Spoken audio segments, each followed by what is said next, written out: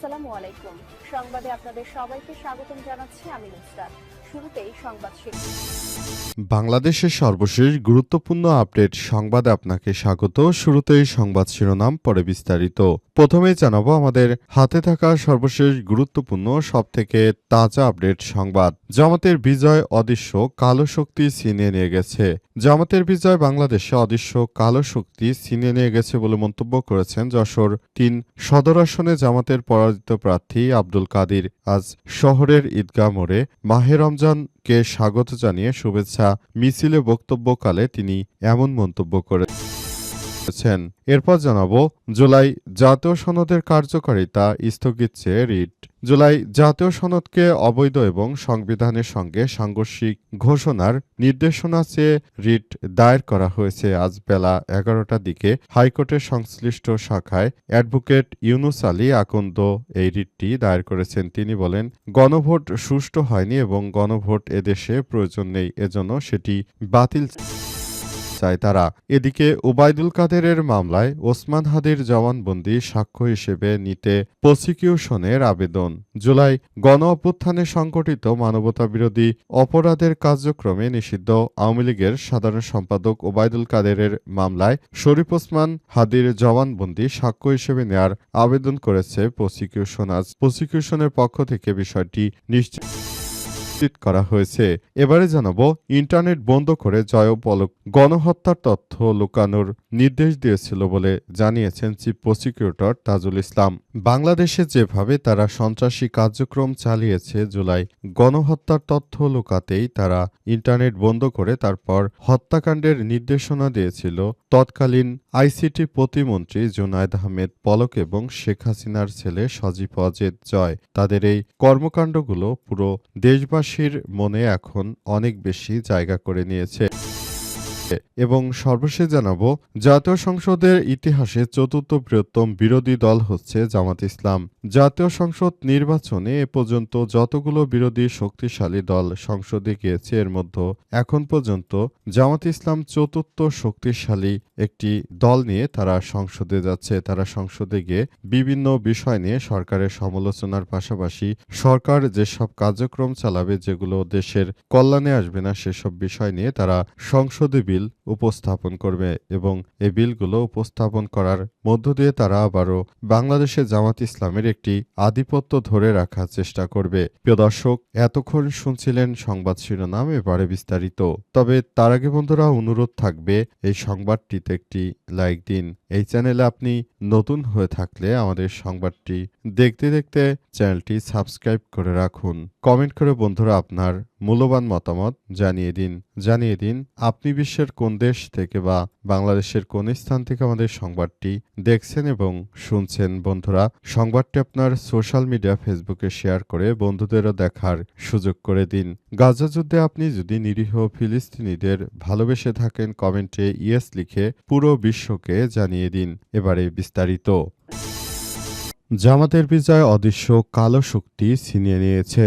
জামাতের বিজয় অদৃশ্য কালো শক্তি ছিনিয়ে নিয়েছে বলে মন্তব্য করেছেন যশোর ৩ সদর আসনে জামাতের পরাজিত প্রার্থী আব্দুল কাদের। আজ বিকেলে শহরের ঈদগাহ মোড়ে মাহে রমজানকে স্বাগত জানিয়ে শুভেচ্ছা মিছিলে বক্তব্যকালে তিনি এমন কথা জানিয়েছেন।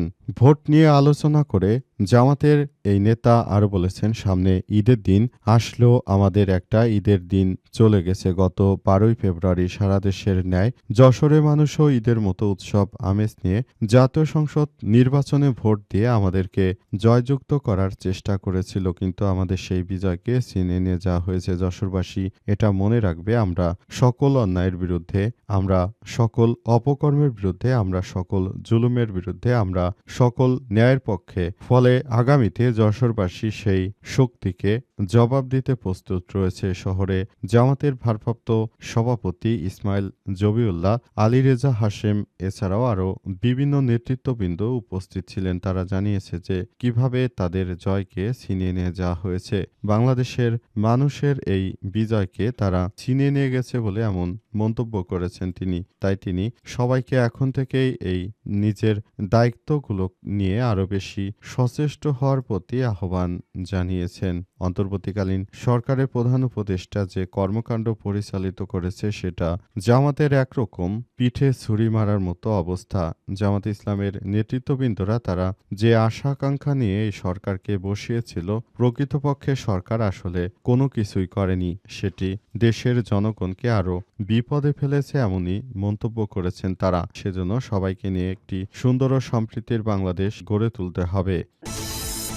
জুলাই জাতীয় সনদের কার্যকারিতা স্থগিত চেয়ে রিট। জুলাই জাতীয় সনদকে অবৈধ সংবিধানের সঙ্গে সাংঘর্ষিক ঘোষণা দিয়েছে রিট দায়ের করা হয়েছে আজ বেলা ১১টার দিকে হাইকোর্টের সংশ্লিষ্ট শাখা অ্যাডভোকেট ইউনুস আলী আকন্দ জনস্বার্থে এই রিটটি দায়ের করেছেন। রিটে জুলাই জাতীয় সনদের কার্যকারিতা স্থগিত চাওয়া হয়েছে। রিটে মন্ত্রিপরিষদ সচিব, আইন সচিব ও জাতীয় ঐকমত্য কমিশন, প্রধান নির্বাচন কমিশন সহ সংশ্লিষ্টদের রিটে বিবাদী করা হয়েছে। রিটকারে আইনজীবী জানিয়েছেন, আগামী সপ্তাহে বিচারপতি রাজিকাল জলিলের নেতৃত্বাধীন হাইকোর্ট বেঞ্চে রিট আবেদনটির উপর শুনানি হতে পারে। ১২ ফেব্রুয়ারি অনুষ্ঠিত হওয়া গণভোটের বৈধতা চ্যালেঞ্জ করে ১৩ ফেব্রুয়ারি গণভোটের ফল বাতিল চেয়ে মঙ্গলবার হাইকোর্টে রিট দায়ের করা হয়। সুপ্রিম কোর্টের আইনজীবী এবিএম আতাউল মজিদ তৌহিদ জনস্বার্থে রিটটি দায়ের করেছেন। আবার নতুন করে আজকে একজন তিনি আবার গণভোটের এই রিটটি বাতিল কার্যকারিতা স্থগিত চেয়ে তিনি হাইকোর্টে একটি রিট করেছেন। এই রিটের মধ্য দিয়ে মূলত বাংলাদেশে যে গণভোট হয়েছে সেই গণভোটের কার্যত একরকম ম্যান্ডেটগুলো বাতিল হয়ে যাচ্ছে এমনটাই দেখা যাচ্ছে এবং সবার মধ্যে এই ধরনের একটি মেন্টালিটি কাজ করছে। কারণ গণভোটের এই প্রক্রিয়াটি যদি বাতিল হয়ে যায় সেটি অত্যন্ত ভালো হবে বিএনপির জন্য, কারণ তাদেরকে উচ্চকক্ষে যে পিআর পদ্ধতি রয়েছে সেটিকে আর তাদেরকে নিতে হবে না। ওবায়দুল কাদেরের মামলায় ওসমান হাদির জবানবন্দি সাক্ষ্য হিসেবে নিতে প্রসিকিউশনে আবেদন। জুলাই গণঅভ্যুত্থান সংগঠিত মানবতাবিরোধী অপরাধের কার্যক্রম নিষিদ্ধ আওয়ামী লীগের সাধারণ সম্পাদক ওবায়দুল কাদেরের মামলায় শরীফ ওসমান হাদির জবানবন্দি সাক্ষ্য হিসেবে নেয়ার আবেদন করেছে প্রসিকিউশন। আজ প্রসিকিউশনের পক্ষ থেকে এসব বিষয় নিশ্চিত করা হয়েছে। সেখানে বলা হয়েছে যে কার্যক্রম নিষিদ্ধ আওয়ামী লীগের নেতাকর্মীদের বিরুদ্ধে শহীদ শরীফ ওসমান হাদির যে জবানবন্দি রয়েছে সেগুলো যেন নেওয়া হয়, কারণ শহীদ শরীফ ওসমান হাদি তিনি আওয়ামী লীগের বিপক্ষে বিভিন্ন কার্যক্রম চালিয়েছেন এবং সেই কার্যক্রমগুলো মূলত তারা একরকম সবকিছু দেখভাল করেছিল, তারা নিজেদের মতো করে সবকিছু নিয়ন্ত্রণ করার চেষ্টা করেছিল। কিন্তু শহীদ শরীফ ওসমান হাদি তিনি বাংলাদেশের জনগণের জন্য যে কর্মকাণ্ড পরিচালিত করে গেছেন সেটি যুগ যুগ ধরে মানুষের অন্তরের অন্তরস্থল থেকে সবাইকে স্বাগত জানায়। তাই শহীদ শরীফ ওসমান হাদির ব্যাপারটিকে খুবই গুরুত্ব সহকারে ভাবা উচিত দেশের,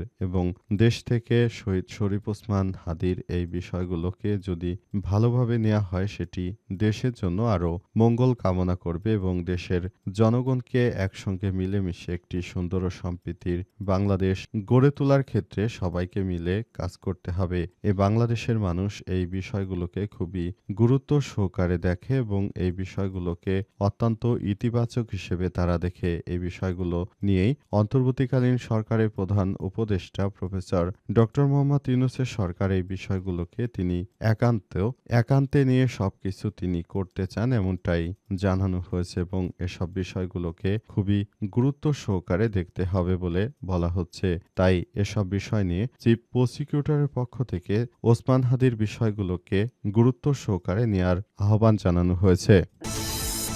ইন্টারনেট বন্ধ করে জয় ও পলক গণহত্যা তথ্য লুকাতে নির্দেশ দেন চিফ প্রসিকিউটর।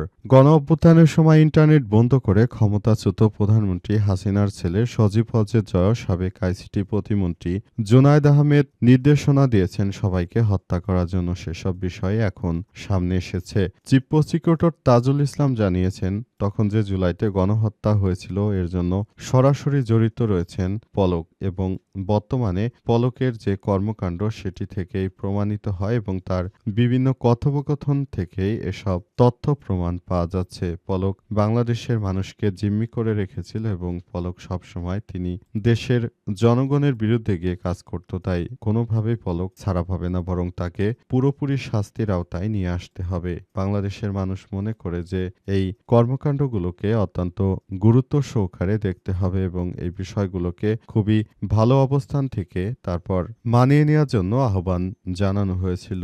এজন্য সবাইকে নিয়ে একটি সুন্দর ও সমৃদ্ধির বাংলাদেশ গড়ে তোলার মধ্য দিয়ে তারা আবারও কার্যক্রমগুলো চালিয়ে নিতে চায়, এমনটাই জানানো হচ্ছে। এবং পলক কোনোভাবেই তিনি ছাড়া পেতে পারেন না। তার অপকর্মর কারণে সারা দেশে অসংখ্য মানুষ সেদিন নিহত হয়েছিল এবং এখান থেকে পলক তার উপর যে দায় এসেছে সেই দায় থেকে তিনি কোনোভাবেই জামিন পেতে পারেন না, এমনটাই জানিয়েছেন চিফ প্রসিকিউটর তাজুল ইসলাম।